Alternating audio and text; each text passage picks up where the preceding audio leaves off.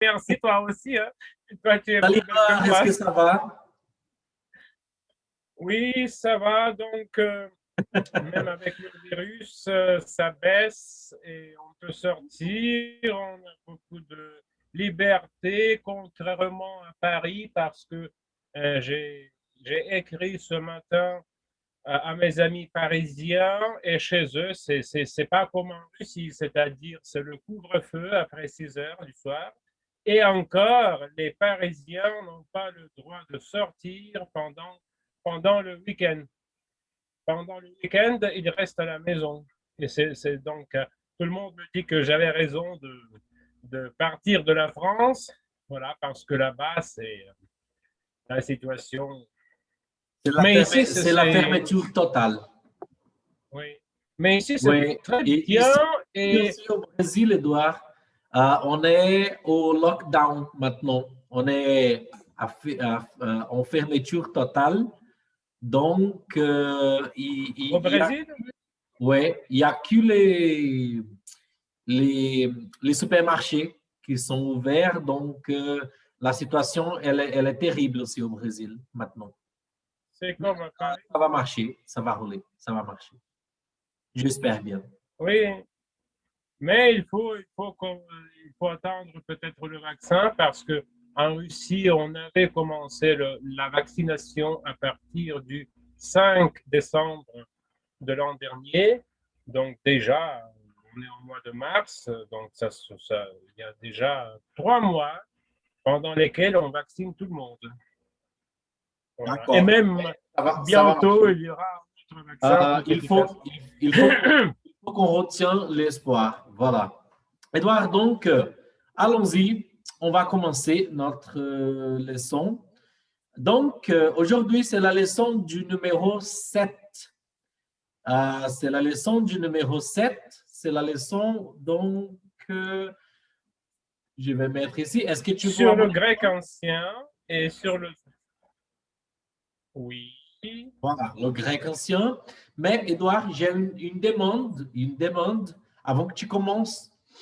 Euh, il y a ici, j'en ai ici 2 documents que tu m'as envoyés, 2 matériaux.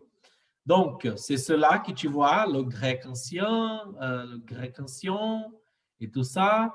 Et j'ai ce autre ici, qui c'est le plan pour la leçon 2, le système symbolique. Oui, Ah, d'accord, c'est ce que tu m'avais c'est pour la leçon demandé. 2. Oui, c'était pour la leçon 2, ce que tu m'avais D'accord, demandé. Oui. d'accord, ça marche. Donc, allons-y. Euh, Edouard, allons-y. Donc, on commence. Est-ce que tu veux parler quelque chose avant de commencer?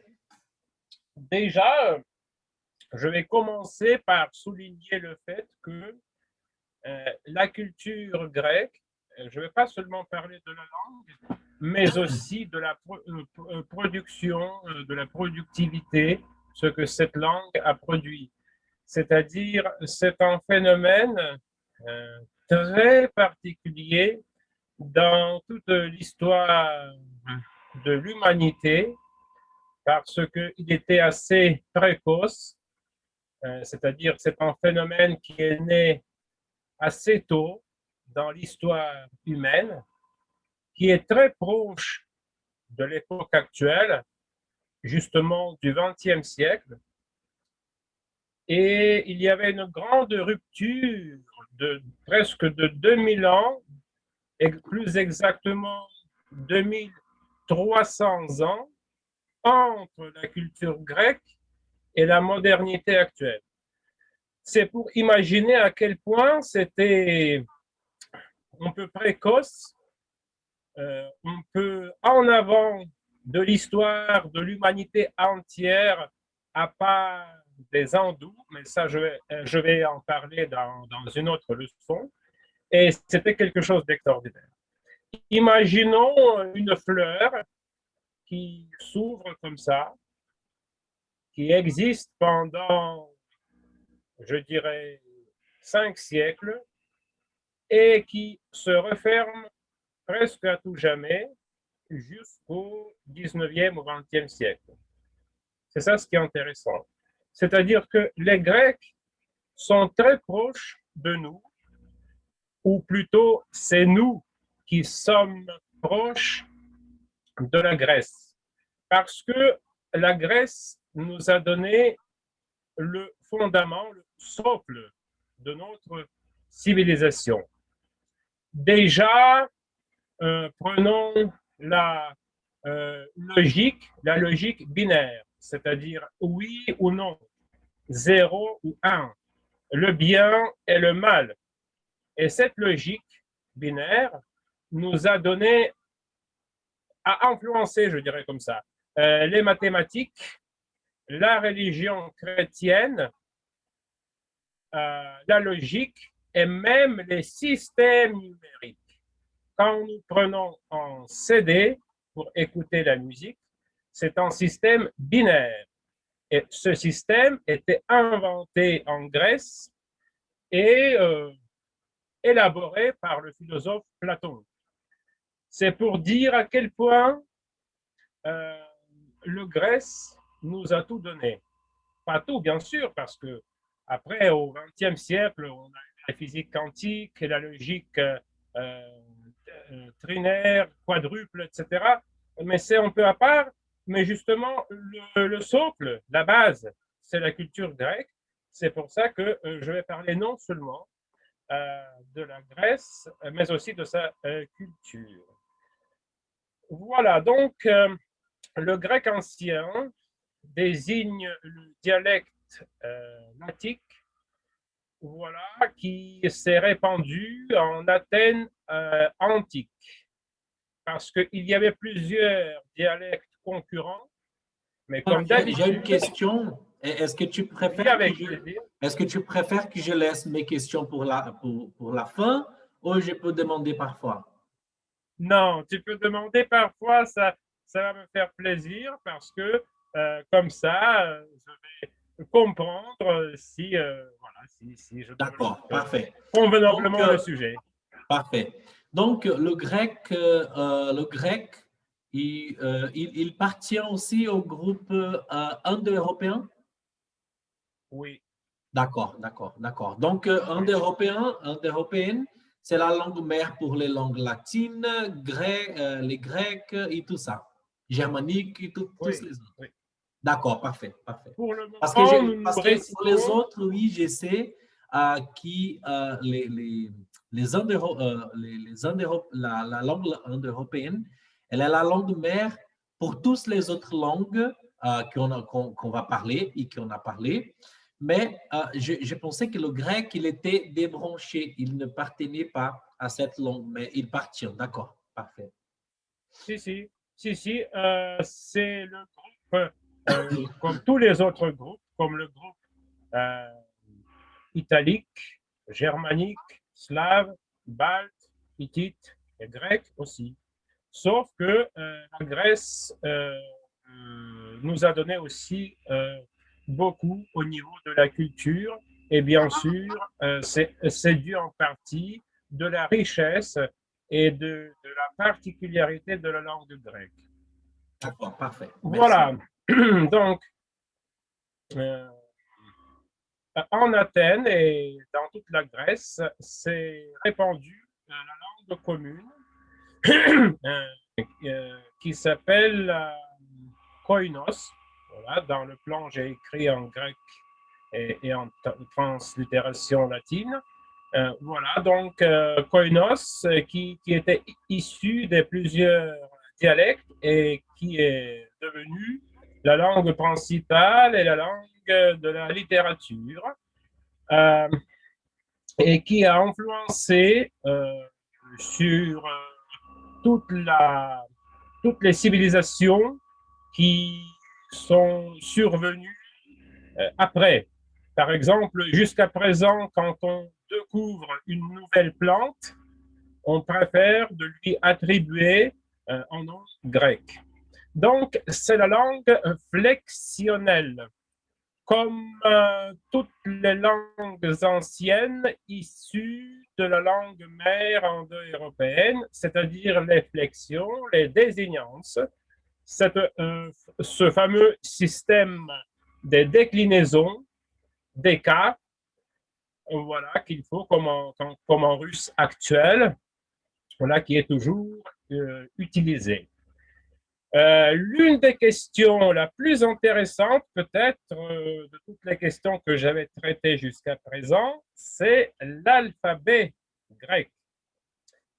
Il faut dire que l'alphabet grec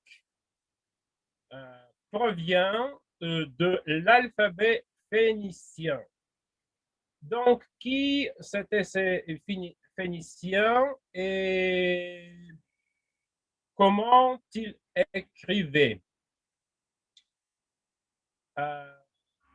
Les Phéniciens, c'était un peuple sémite, c'est-à-dire le peuple frère des Juifs et des Arabes, le peuple sémite. L'alphabet, donc, pour parler de l'alphabet sémitique, il faut dire que jusqu'à présent, les Arabes et les Juifs n'écrivent que les consonnes. Voilà, comme D, T, V, S. Mais ils n'écrivent pas les voyelles. Les voyelles se transmettent oralement. Et c'était les Grecs qui ont pris l'alphabet sémitique. Donc les Sémites, ce ne sont pas les Indo-Européens, c'est un autre groupe, mais ils ont pris l'alphabet phénicien qui avait 22 signes, 22 consonnes, et ils ont rajouté les voyelles. Comme ça, on a eu l'alphabet syllabique, les syllabes, c'est-à-dire qu'est-ce que c'est que la syllabe? C'est un groupe qui commence par une consonne et qui se termine avec une voyelle. Et comme ça, ils ont eu 200 signes, 200 signes, 200 lettres qui, voilà, cet alphabet est surnommé le linéaire B. Qu'est-ce que cela veut dire le linéaire? C'est-à-dire la ligne. Les Phéniciens et les Grecs, ils écrivaient comme nous, en faisant les lignes, parce que ce n'était pas gagné. Les Égyptiens, eux, ils écrivaient du haut en bas, de droite à gauche, en rond, n'importe comment. Et ce qui est caractéristique à l'alphabet phénicien et à l'alphabet grec, c'est ce qu'on écrivait comme ça à la ligne. Ça s'appelle le linéaire B qui comporte 200 signes. Et ça, c'est une question très, très intéressante. Parce que quand nous avons, au lieu d'une lettre, nous avons une syllabe, nous sommes obligés de mettre après une consonne, chaque fois, on est obligé de mettre une voyelle. Par exemple, les noms comme Knossos, en alphabet syllabaire, on aurait écrit Konoso. On ne veut pas écrire Knosso, on écrit Konoso, mais ça se prononce Knossos. Ou par exemple, Amnisson, on écrit A-ni-ni-so. Voilà, on est obligé chaque fois à ajouter une voyelle. Donc, Au 9e siècle avant Jésus-Christ, c'était ce balancement, le choix entre l'alphabet phénicien sans voyelle et voilà qui a donné l'alphabet syllabique. Voilà. J'espère que je suis clair dans mes explications. Voilà. Et donc, comme j'ai dit, qui ont donné 200 lettres. Après, il y a 200 ans qui sont un peu obscurs, c'est-à-dire nous ne savons pas très bien Tu as un numéro comment. quel? Je suis sur le numéro 15. Voilà. Le linéaire B, près de 200 signes, ça veut dire 200 lettres syllabiques. Voilà. Attends, bizarrement, en bas, il y a le groupe germanique, mais moi, j'ai un autre plan sous mes yeux. C'est parce qu'on finit ici, sur le 15. Qu'est-ce que Et tu tu n'as m'as pas, envoyé? et tu n'as pas reçu un autre plan? Non, le matériel que tu m'as envoyé, c'est cela, avec 15. Parce que moi, j'ai un autre plan avec la photo. Si tu pouvais voir si tu as un autre plan. Je n'en ai pas. J'ai que ce. Ah ouais, Voilà, d'accord. c'est ça. C'est celui-ci. Voilà. Et ici sont exposés, voilà, sont exposées les lettres. Attends une seconde. Euh,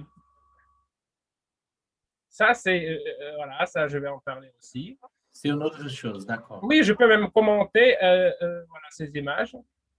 Ça marche Voilà, ici. ici, nous avons l'alphabet, justement, l'alphabet syllabique. Nous avons, par exemple, à gauche, nous avons le D qui va donner le DA après. Après le J qui va donner le YA. Après le K qui va donner le K. Et nous avons aussi, comment on notait, en fait, nous voyons ici le linéaire B, justement celui qui comportait les 200 signes. C'est pas Bon, tous les signes j'ai qui une sont. question. Oui, je t'en prie. Le grec ancien et le grec moderne, ils sont séparés parce que le grec ancien, il est qu'une langue d'études, des études aujourd'hui, et le grec moderne, il est parlé en Grèce. Et le grec ancien, est-ce qu'il y a quelques villes ou quelque part dans la Grèce que les gens ils parlent jusqu'aujourd'hui le grec ancien ou les gens ils parlent aujourd'hui que le grec moderne? Les gens parlent aujourd'hui que le grec moderne, qui est très différent de la prononciation et de l'orthographe. En deux mots, l'orthographe et la prononciation sont si compliquées, on peut, comme dans la langue française, par rapport au latin. Parce que en latin, on prononçait plus ou moins ce qu'on écrivait, et en français, comme tu le sais, l'orthographe est très loin de la prononciation. Donc, dans le grec, c'est le grec ancien qui est parlé, excuse-moi, le grec moderne qui est parlé, dans toutes avec les dialectes.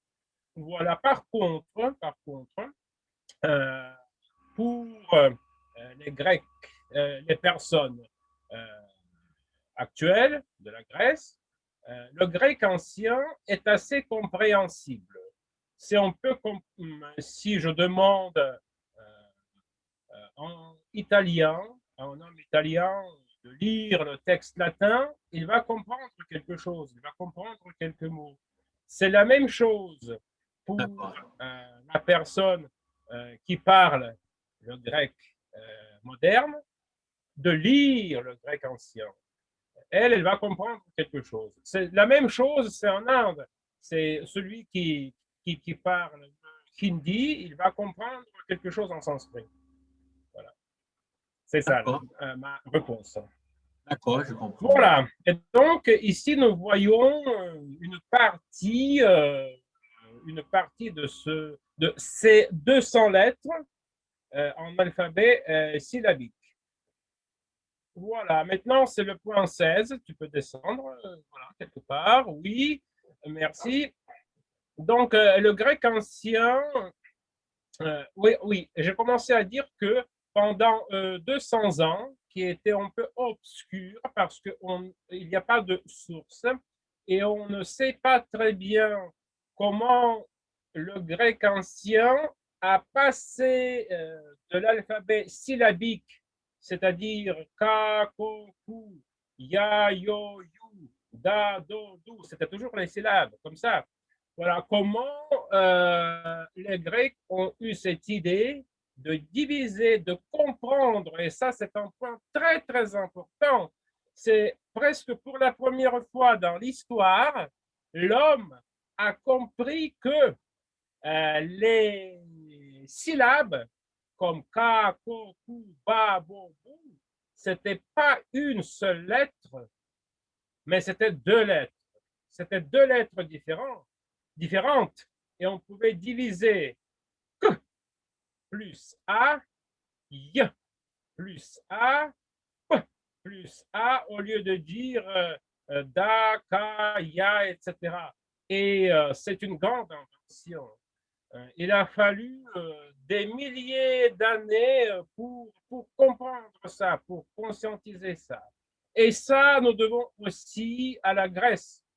Entre début de la première millénaire avant Jésus-Christ et 8e siècle avant Jésus-Christ, les Grecs ont compris qu'on pouvait diviser les syllabes. Et ça, c'est vraiment hallucinant. C'est une découverte qui a ouvert voilà, tout le champ de l'écriture. Voilà, cette division.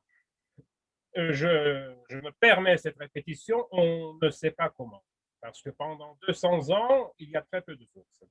Et nous atterrissons déjà, c'est-à-dire voilà, à l'époque d'Homère.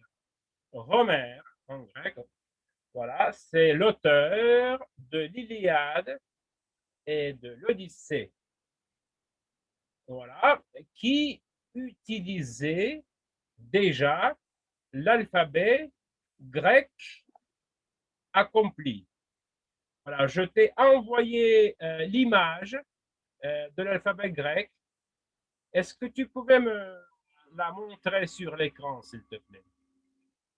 La toute dernière photo, non, la toute dernière, non, voilà, c'est ça.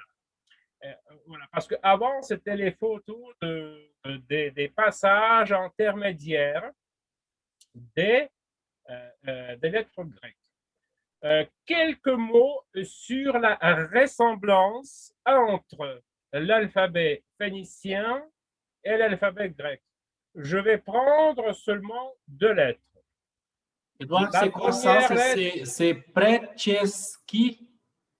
Greceschi alphabet. C'est écrit en Greceschi alphabet. Oui, c'est écrit en russe. Voilà. Mais moi, je vais commenter tout ça en français. Donc, nous avons la toute première lettre qui s'appelle alpha. En hébreu, c'est aleph. En phénicien, c'est aussi aleph. Voilà, et qui a donné, étant transformé, la prononciation, cela a donné... Mais tu as mis ça plus difficile de comprendre parce que c'est en russe. Non, non, je vais expliquer. Je vais tout prononcer et tout expliquer. C'est pas important que c'est écrit en russe parce que je vais tout prononcer, tout expliquer au niveau de l'alphabet. D'accord. Donc voilà, la prochaine fois, je peux envoyer l'image en français, mais parce qu'en français, techniquement, c'est plus difficile à télécharger parce que les images ont les droits d'auteur. Et voilà, c'est je comprends. difficile. Je comprends. C'est justement la question technique. Donc, nous prenons Aleph qui a donné alpha, bêta, en hébreu, beit, ça veut dire la maison, si je ne me trompe pas. Et donc, même la prononciation aleph, alpha, beit, bêta. Et donc, on voit la ressemblance. Donc, je vais lire cet alphabet. Voilà, et nous allons voir beaucoup de choses intéressantes. Donc, comme ABC, on va lire l'alphabet grec. Alpha, bêta, gamma, delta, epsilon, zeta, eta. D'ailleurs, la lettre eta, c'est la E longue. Comme on écrivait Socrates. Et donc, la lettre eta qui ressemble à la lettre N. Tu vois? Qui ressemble à la lettre N, c'est la lettre eta qui se prononce comme deux E. Socrates, crates, deux fois E. Après, c'est la lettre theta, comme en anglais, TH, theta, comme theoria, théorema. C'est ça la prononciation originale grecque. Theoria, théorema. Après, iota, kappa, lambda, la lettre L, mu, la lettre M actuelle, mu. Après, xi, omicron, ça veut dire un petit o. Après, c'est la lettre pi, qui est très connue en mathématiques. La lettre rho. Après, la lettre sigma, qui est le S. Après, la lettre tau, qui est le T. Après, c'est upsilon, le petit U. Phi, chi, psi et oméga. Oméga, c'est le O long. Comme on écrivait Socrates, c'est avec oméga, le O long. Et donc, dans cet alphabet, dans la prochaine leçon, quand tu vas parler sur le grec moderne, tu peux, par exemple, mettre l'alphabet du grec ancien et du grec moderne pour qu'on fasse la comparaison. L'alphabet est resté le même. L'alphabet est encore le même.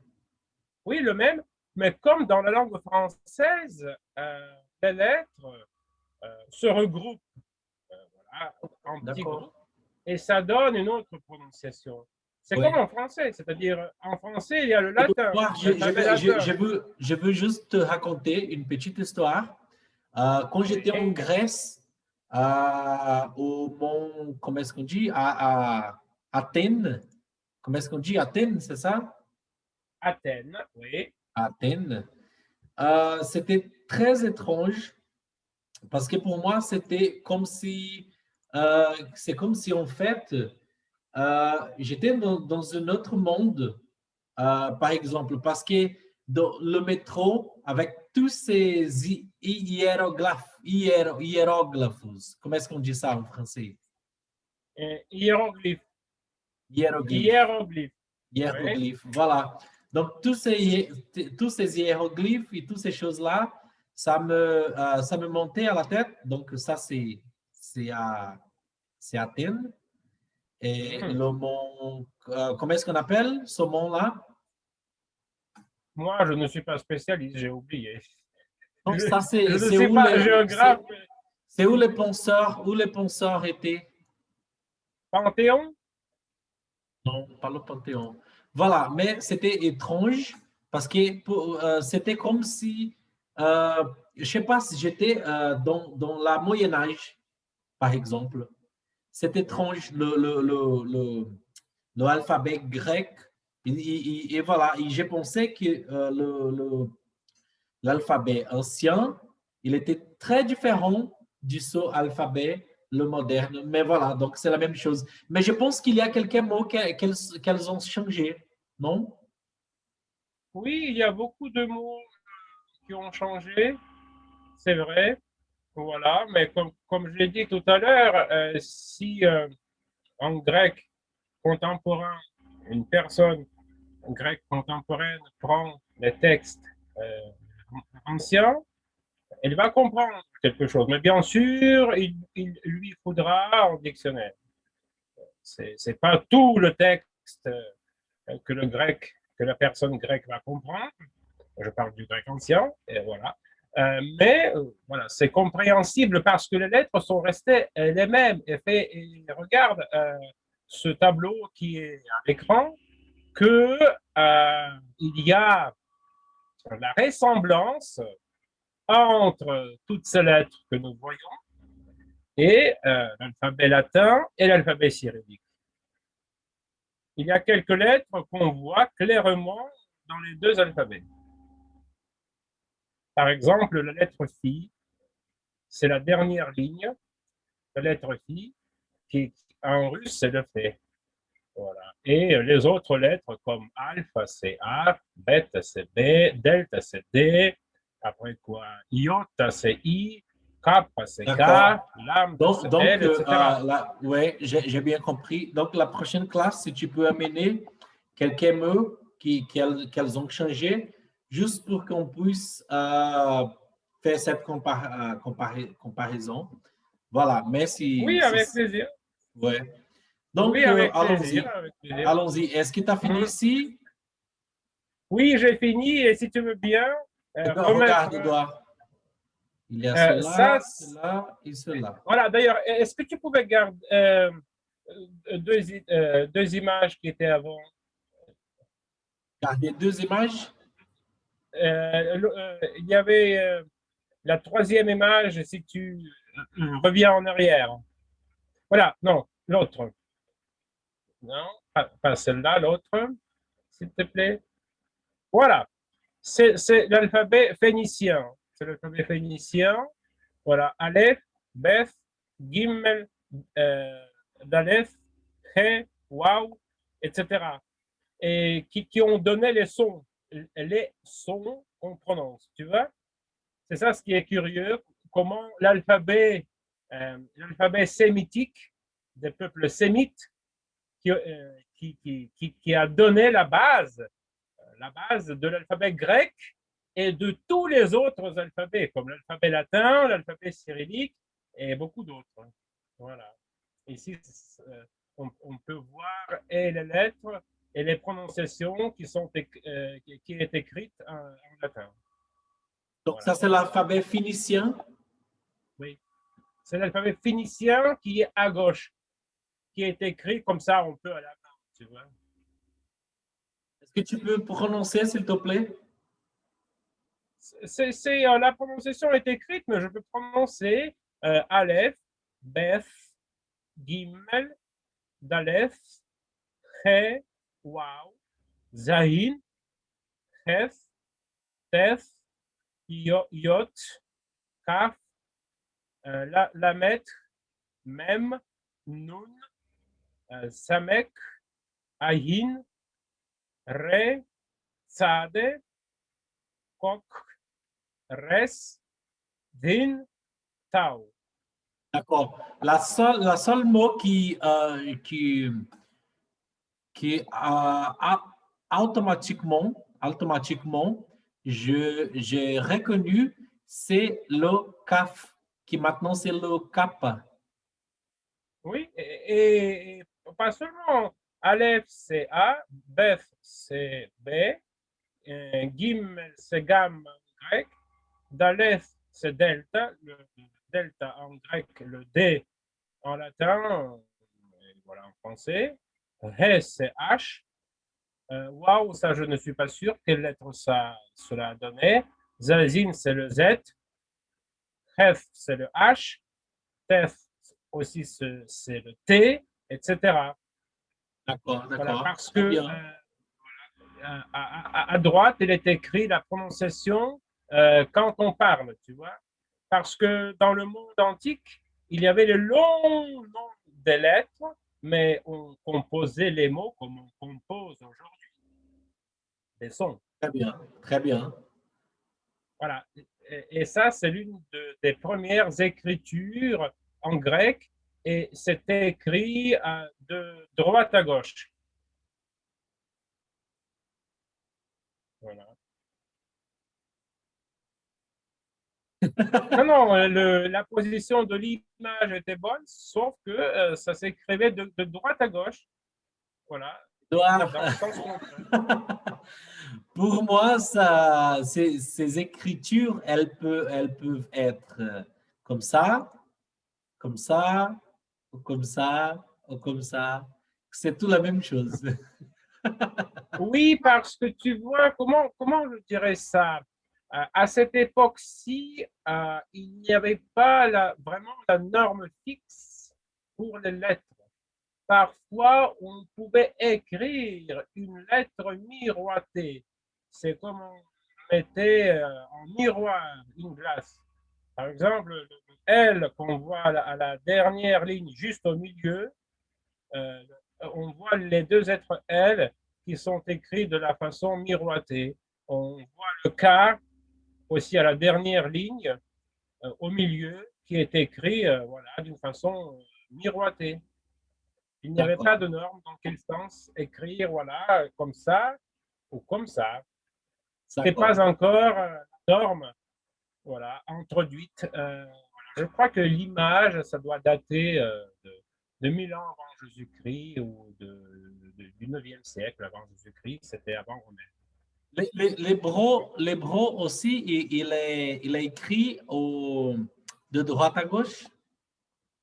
Oui, et Bon Dieu, donc c'est l'hébreu se base. l'arabe, c'est l'hébreu, le grec ancien, le grec moderne aussi. Non, faut pas confondre. Faut pas confondre les familles et l'alphabet. Euh, Grâce à un heureux accident, on a implanté l'alphabet sémitique ou sémite des peuples sémites, mais les peuples sémites, c'est pas la famille indo-européenne. On a pris l'alphabet d'une autre famille Donc en qui est seconde, s'il la te plaît. famille Donc l'alphabet sémite, il appartient à quelle langue? Juste donne-moi des exemples, s'il te plaît. Le grec, de. l'hébreu, l'arabe. Donc, l'alphabet sémite, justement, c'était l'alphabet je dirais, dans pays, entre guillemets, euh, euh, du peuple qui s'appelait les Phéniciens. Les Phéniciens, c'était un des peuples sémites. Et donc, cet alphabet a donné l'alphabet grec. Après l'alphabet latin, l'alphabet cyrillique, l'alphabet araméen et bien sûr l'alphabet hébreu qui était emprunté au Xe siècle avant Jésus-Christ. L'arabe. L'arabe, je ne pense pas. Je n'ai trouvé aucune source sur l'alphabet arabe, donc faut que je vois, mais je ne pense pas. D'accord, d'accord, parfait. Donc, cela. Ça, ce sont les premières écritures en alphabet grec aussi. Et on voit aussi en dessin parce que parfois, quand un auteur ancien écrivait, il préférait de montrer une partie de ce qu'il voulait exprimer, par exemple par un dessin qu'on voit à droite. Voilà, et c'est l'alphabet grec aussi. Donc, c'était les écritures ou les dessins pour décrire qu'est-ce qu'il voulait dire. C'est comme les emojis, les emojis de, du tous les portables d'aujourd'hui. Seulement, il ne faut pas oublier la chose suivante. Dans les éditions du 19e siècle et du début du 20e siècle, l'image explique le texte, c'est-à-dire le peintre dessine ce qui est écrit pour faciliter, par exemple, la lecture aux enfants qui demandent toujours, par exemple, au grand-père, papy, veux-tu me montrer l'image? C'est très intéressant pour les enfants de lire un livre avec les images et les images racontent ou reproduisent le texte. En Grèce ancienne, c'était jamais le cas. l'image complétait le texte, c'est-à-dire l'image parlait des choses différentes qui n'étaient pas écrites. Voilà, c'est ça ce qui est intéressant. Et c'était aussi dans la période classique du grec ancien. D'accord, d'accord. Je comprends. Et maintenant, si tu pouvais remettre mon plan, euh, Il manque encore cela. qui était en... Et ça, c'est l'écriture sémite, justement. Voilà, du linéaire B qui était... Donc, quel est voilà. le sujet maintenant? C'est le 16. Oui, donc, oui. Euh, voilà, on va continuer. Euh, donc, quelques Je pense qu'on mots. est au milieu encore. Je pense qu'on est au milieu encore. Et il manque que 15 minutes. Donc, je vais te Mais c'est pas demander grave d'être. parce que je t'avais dit, c'est bien, comme c'est un sujet, comment te dire ça, la culture et Non, la langue grecque. donc, on fait une deuxième partie. Quand on aura Ouais, 1 heure ici, on fait une deuxième partie. Allez, allez. ouais, Prends ton temps. avec plaisir. Donc, euh, il y avait les différentes versions, différents dialectes du grec qui ont été oubliés. Et le grec ancien a été normalisé en 403 avant Jésus-Christ. Et c'était vraiment, d'ailleurs, tout ce que nous venons de voir, cette différente manière d'écrire les lettres. Après 403 avant Jésus-Christ, la norme littéraire et la norme écrite étaient imposées, voilà, dans toute la Grèce ancienne, avec la capitale qui était Athènes. Voilà. Et donc, quelques mots aussi sur la structure de la langue. Le grec ancien, comme toutes les langues anciennes, comme le latin, euh, le russe, les dialectes germaniques, je ne pourrais pas les citer parce qu'à l'époque, ils n'avaient pas du tout d'écriture, soit ils écrivaient d'une façon un peu bizarre. Je vais en parler dans une autre leçon. Voilà, donc le russe, le latin et le grec ancien sont restés très proches de la langue mère indo-européenne. Par contre, en grec, nous avons euh, les 4 déclinaisons principales, comme en allemand d'aujourd'hui, voilà, et les autres ont été déjà oubliés. Donc, parmi les 4 cas principaux, nous avons le nominatif, le génitif, l'accusatif et le datif, et aussi le 5e cas, le vocatif.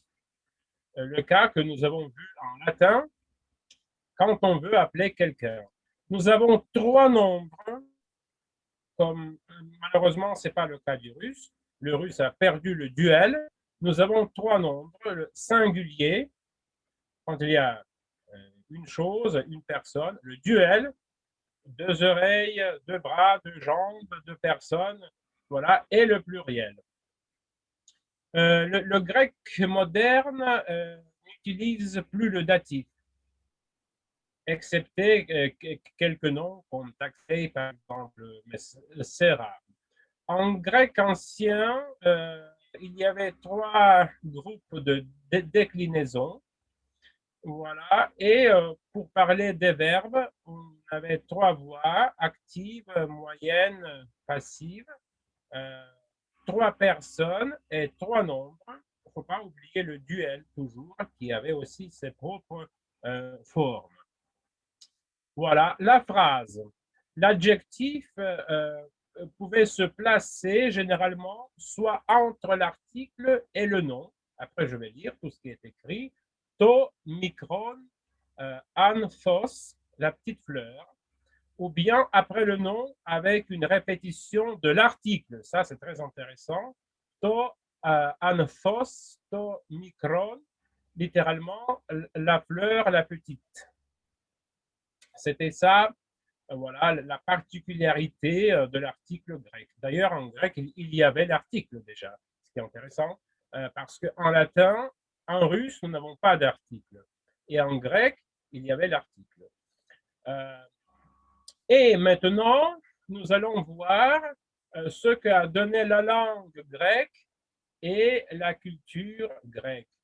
Comme j'ai dit au tout début, c'était comme une fleur dans l'histoire de l'humanité entière qui est apparue et qui est disparue. Voilà. Et qui a donné tout pour la postérité, pour la modernité. Et donc, comment la culture grecque classique, déjà avec l'alphabet bien formé, voilà, ce que j'ai cité quand j'ai lu et j'ai prononcé les lettres grecques. Donc, qu'est-ce que cela a donné? Ici, il faut dire que la philosophie, les mathématiques, la science et même la technique des recherches scientifiques, tout ça est dû à la religion Edouard, grecque. Voilà. Donc, Edouard, tu étais en train de parler du 22e, c'est ça? L'Hésiode. Oui, et donc pour dire que la religion grecque, c'est pas la religion chrétienne. Et ça, nous allons le voir dans la leçon suivante. En quelque sorte, je dirais que la religion grecque était un peu laïque, c'est-à-dire, on pouvait être, quand tu étais dans un temple, tu pouvais être un prêtre, vraiment un prêtre, mais tu pouvais, quand tu quittais le temple, tu pouvais devenir la personne laïque avec beaucoup de, comment on dirait aujourd'hui, beaucoup de péchés. Mais on le dit aujourd'hui, on ne le disait pas en Grèce, jamais. Il n'y avait pas de péché, ça il faut le savoir. Et conscientiser, il n'y avait pas de péché, il y avait une faute provoquée par les forces maléfiques, mais il n'y avait pas de péché. Donc, on pouvait être la personne laïque dans le temple, quand tu sortais pardon, tu pouvais être prêtre dans le temple, et quand tu sortais du temple, tu devenais la personne laïque, tu pouvais boire, tu pouvais participer aux fêtes, et même tu pouvais faire la guerre, je ne sais pas. Et donc, c'était ça la religion grecque, c'était très souple. C'était pas comme chez nous, soit tu es le prêtre, soit tu es la personne laïque. C'était pas le cas. C'est pour introduire ce que je vais dire. Et donc, l'auteur qui a parlé pour la première fois du système polythéiste au pluriel des dieux grecs, c'était Hésiode ou en grec Hésiodos. Voilà, ça j'ai écrit au point numéro 22. En grec, Hésiodos. Il a écrit plusieurs œuvres, comme Les Travaux et les Jours. C'est une œuvre qui structurait la vie pratique. Et la théogonie. Ça, c'est une œuvre très importante parce que Hésiode décrit les dieux grecs et leur façon d'agir. Quand nous allons voir la tragédie après, la tragédie grecque, je veux dire, les dieux grecs, c'était très ambivalent, c'est-à-dire ils pouvaient être contre l'homme, ils pouvaient nuire l'être humain, voilà, ils pouvaient les aider, et les dieux grecs, eux, ils pouvaient être détestables, comme Dionysos dans les Bacchante de l'auteur Euripide. C'est un dieu cruel, méchant et vraiment indigne. Voilà, c'est ça le système des dieux grecs. qui n'a rien à voir avec le christianisme. Donc, Hésiode était le premier à présenter le système des dieux grecs. Il a aussi parlé des muses. Sans doute, tu as entendu ce nom, les muses. Aujourd'hui, on pense que ce sont les divinités inspiratrices qui donnent l'inspiration aux poètes. À l'époque, c'était toute une autre notion des muses. Les muses communiquaient aux poètes l'information, les histoires à raconter. Et il fallait être très à l'écoute parce que parfois les muses pouvaient dire la vérité, parfois les muses, elles pouvaient mentir. Et c'était au poète d'entendre, d'écouter très attentivement, est-ce que ce sont les mensonges ou ce sont les vérités? Et si une muse mentait, disait les choses fausses, et le poète ne l'a pas compris, c'était le responsable, c'était le poète.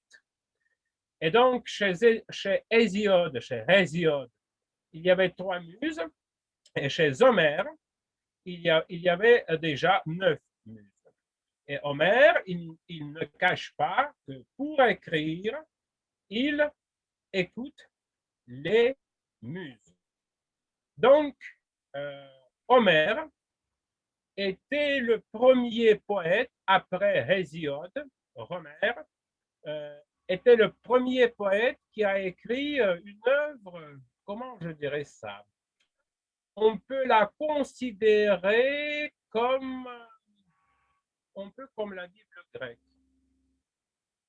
Voilà. Bien que ce n'était pas un objet d'adoration.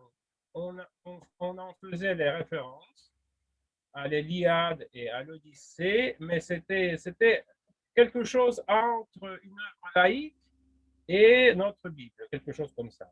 Mais tous les auteurs postérieurs, y compris ceux de la Renaissance de 1500, voilà, et même les auteurs du XXe siècle se référaient aux œuvres de Homère.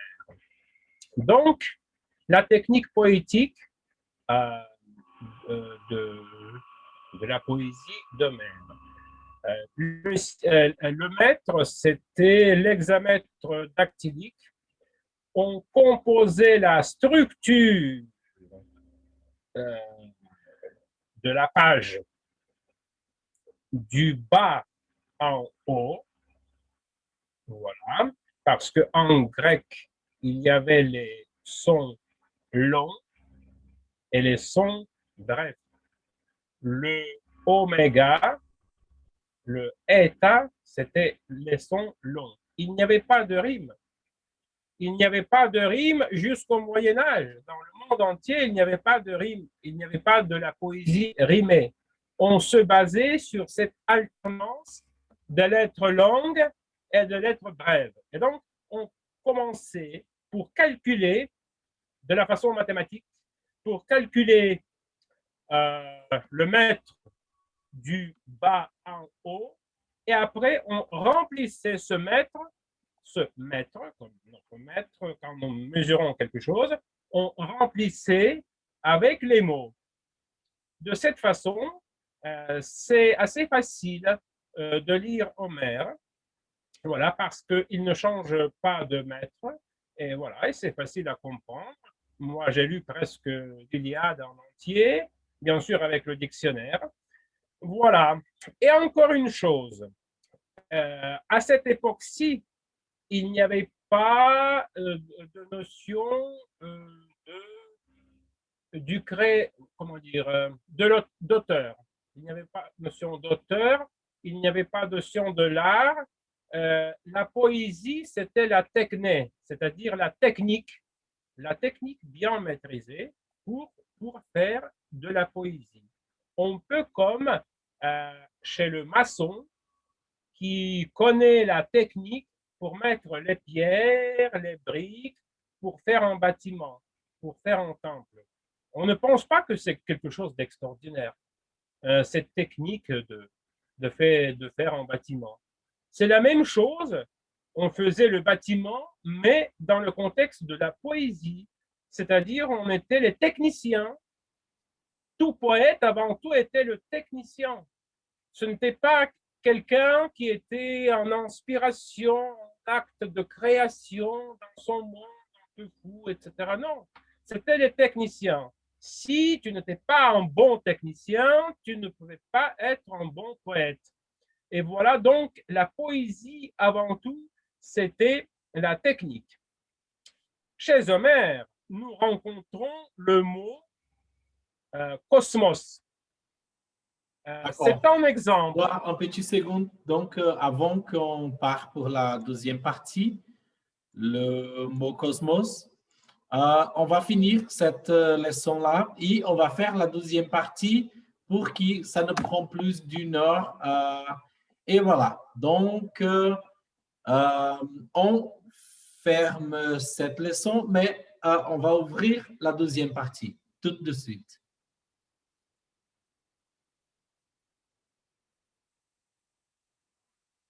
D'accord, Edouard? Oui. D'accord? Donc, je vais fermer ici. Merci, Edouard. Je vais fermer ici et on va ouvrir la deuxième partie. Merci.